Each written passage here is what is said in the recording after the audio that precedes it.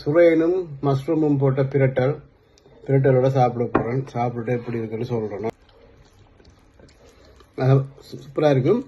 என்னென்னா மஷ்ரூமும் இதுவும் சேர்ந்து கடிப்படைக்க ஒன்று கொஞ்சம் கயற மாதிரி இருக்குது. மஷ்ரூம் கொஞ்சம் வித்தியாசமான டேஸ்ட்டாக இருக்கும். எல்லாம் மிக்ஸ் பண்ணி பாருங்க, நல்ல டேஸ்ட்டாக இருக்கும். செய்து பாருங்க, நல்லாயிருக்கும். சாப்பிடலாம்.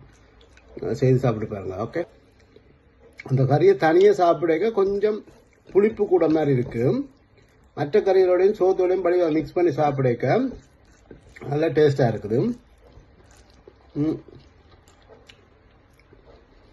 அந்த புளிப்பு நல்ல என்ன சொல்கிறது, அந்த புளிப்பு வந்து வாய்க்கு நல்ல இதமாக இருக்கும். அப்போ கொஞ்சம் செய்ய கறி செய்யணும்னா நீ கொஞ்சம் புளிப்பு உண்டல் இருந்தால் தான் அந்த கறிக்கு டேஸ்ட்டாக இருக்கும். மற்ற கயராது. குழம்பு செய்ய போகிறோம். அதுக்கு தேவையானது இது சின்ன வெட்டி பொறிச்சு எடுத்த கருணக்கிழங்கு, இது மஷ்ரூம், இது புளி வந்து ஒரு எலுமிச்சம்பழங்களோட புளி எடுத்து கரைச்சி வச்சிருக்கு. புளி கரைசம், ஒரு ஆனியன், பச்சை மிளகாய், ரம்பை, கருவேப்பிலை, ஒரு 5 உள்ளி வெட்டி வச்சிருக்கு, 2 தக்காளி பழம். அவ்வளோதான் மெயின் இன்க்ரீடியன்ஸ். மற்றது ஸ்பைசஸ், ஸ்ரீலங்கன் ஸ்பைசஸும் அதில் ஸ்ரீலங்கன் கறித்தூளும். இப்போ இந்த மஷ்ரூமும் கருணக்கிழங்கும் போட்டு செய்ய போகிற ஒரு பிரட்டல், பொரிச்ச குழம்பு பிரட்டல் உண்டு.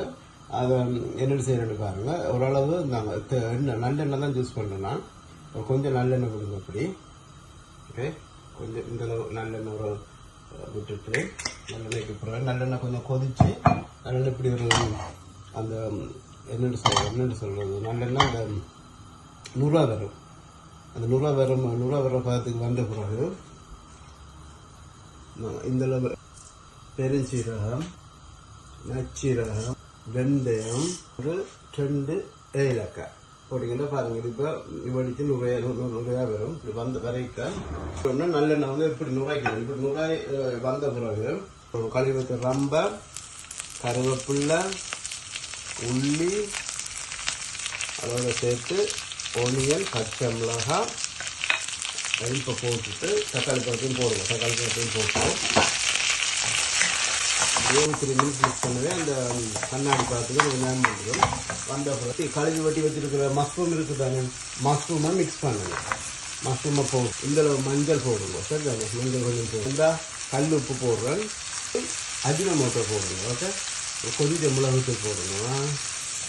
இப்படி வடிவ நல்லா மிக்ஸ் பண்ணி போட்டு இதை இப்படியே என்ன செய்யணும்னா நல்ல ஸ்லோ ஃபயரில் வைக்கணும். இந்த பதத்தில் வந்ததுக்கு பிறகு இந்த தக்காளி பழமெல்லாம் வதங்கிடும். தக்காளி பழமெல்லாம் வதங்கி மஷ்ரூம் வந்து அப்படி அந்த ஜூஸ் எல்லாம் விட்டு தேவையான அளவு மிளகாய் மிளகாத்தூள் போட்டுருக்கேன்.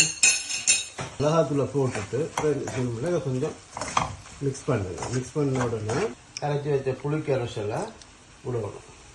இந்த கறிக்கு வந்து வேற எந்த ஒரு பேஸ்ட்டும் போடுறதில்ல. உள்ளி கார்லிக் பேஸ்ட்டுகள் ஒன்று பேஸ்ட்டும் போடுறதில்ல. தனியாக நேரடியாக புளியை விட்டாச்சு. மூடி ஒரு 5 மினிட்ஸ் அவிய விடல. இந்த பதத்துக்கு வந்த பிறகு கருணக்கிழங்கு அதை ஆட் பண்ணிடலாம். புளிப்பு கொஞ்சம் உண்டனவாக இருந்தால் நல்ல டேஸ்ட்டாக இருக்கும். அப்போ கொஞ்சம் புளி கூட இருக்கும். புளிப்பு கொஞ்சம் உண்டனை இருக்கணும்னா கொஞ்சம் அதுக்காண்டி புளிப்பை கணக்க போட்டக்கூடாது. கொஞ்சம் உண்டனை இருக்கணும். மேகி பவுடர் 2 கரண்டி தேங்காய் பால், கணக்க தேங்காய் பால் போட்டுறாதீங்க. டேஸ்ட் இதாகும். தேங்காய் பால் கொஞ்சம் போட்டுட்டு அதை மிக்ஸ் பண்ணுங்க. மிக்ஸ் பண்ணிட்டீங்கன்னா அது கொஞ்சம் திக்காக வரும். தேங்காய் பால் போட்டால் தானே கொஞ்சம் திக்காக வரும். இப்போ என்ன செய்யணும்னா நல்லா அடுப்பை குறையிடும். மூடி விட்டு 5 நிமிஷத்துக்கு பிறகு ஓப்பன் பண்ணுங்க. பாருங்கள், இந்த அளவு இதுக்கு வந்துடுமா. இதா இப்படி இருக்கும். இதை செக் பண்ணுங்க. கருணக்கிழங்கு அவிஞ்சிட்டாண்டு இன்னொரு 5 நிமிஷம் மூடாமல் ஓப்பன் பண்ணி குக் பண்ண விடுங்க. கருணக்கிழங்கும் மஷ்ரூமும் போட்ட குழம்பு ரெடி.